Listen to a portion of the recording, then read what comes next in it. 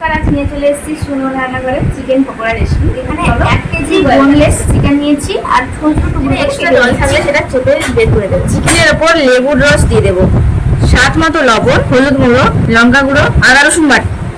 এবার একসাথে মাখিয়ে নেবো। পেঁয়াজ কুচি, ডিম, দুটো ডিম ফাটিয়ে দিয়ে দিচ্ছি, ধনেপাতা কুচি, কাঁচা লঙ্কা কুচি, কর্নফ্লাওয়ার, বেসন, গরম মশলা, সোয়া সস। টেস্টের জন্য 1 ঘন্টা রেখে দেবো। 1 ঘন্টা পর চলে এসেছি ম্যারিনেট করা চিকেন গুলো গরম তেলের উপর দিয়ে দেবো। ব্যাস সবগুলো ভেজে তুলে নিয়েছি। এইভাবে ভাজলে খুব মুচমুচে হবে। সবগুলো ভেজে নিয়ে চলে এসেছি। এবার উপর থেকে একটু চাট মশলা ছড়িয়ে দিলে রেডি হয়ে যাবে গরমা গরম মুচমুচে চিকেন পকোড়া। এইরকম পকোড়া যদি থাকে চায়ের সাথে তাহলে আর কি চাই। কারা কারা চিকেন পকোড়া খেতে ভালোবাসো অবশ্যই কমেন্ট করে জানাও। আর ভালো লাগলে রেসিপিটি লাইক, শেয়ার, সাবস্ক্রাইব।